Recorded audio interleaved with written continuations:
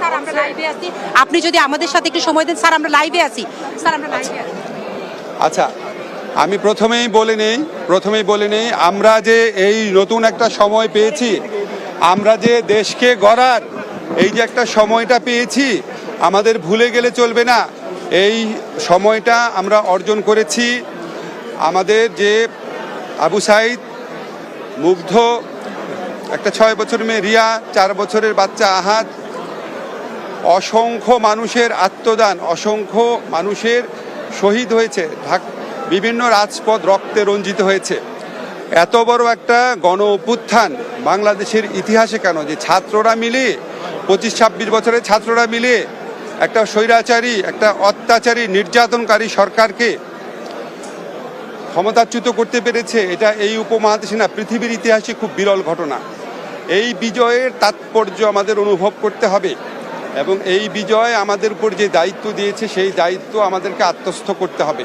তো আমি মনে করি আমাদের প্রধান কনসার্ন হচ্ছে ল অ্যান্ড অর্ডার সিচুয়েশনকে রেস্টোর করা, তারপর যারা নিহত হয়েছে অবশ্যই তাদের বিচারের ব্যবস্থা করা, এবং এটার পিছনে যত শক্তিশালী মানুষ থাক, যে দেশেই পালায় যাক বা যেখানেই পালায় যাক,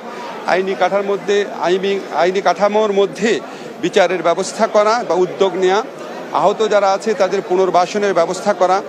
আমাদের যেসব মানুষ যে স্যাক্রিফাইস করেছে, তরুণ ছাত্র জনতা, তারা স্যাক্রিফাইস করেছে একটা বৈষম্যহীন সমাজ গড়ার জন্য, একটা শোষণমুক্ত সমাজ গড়ার জন্য। এই শোষণমুক্ত বৈষম্যহীন সমাজ গড়ার জন্য আমাদের যে রাষ্ট্রীয় প্রতিষ্ঠানগুলো আছে, বিশেষ করে পুলিশ, বিচার বিভাগ, জনপ্রশাসন, তারপর দুর্নীতি দমন কমিশন, বিশ্ববিদ্যালয়গুলো, পাবলিক বিশ্ববিদ্যালয়গুলো, এখানে থরো রিফর্মে আমরা চেষ্টা করব। আমাদের লক্ষ্য থাকবে, আমরা তো আসলে দেখেছি মানে আমাদের অনেক রাজনৈতিক সরকার এসেছে কিন্তু ওনারা রিফর্মটা সেভাবে করেন না দেখি এরকম অপশক্তি বারবার সুযোগ নিতে পারে। তো আমাদের কাছে এই যে এত মানুষের আত্মদানের বিনিময়ে আমরা যদি এই বেসিক কাজটা না করে যাই, তাহলে তো এই আত্মদানের মাহাত্ম্য থাকবে না। এটুকুই।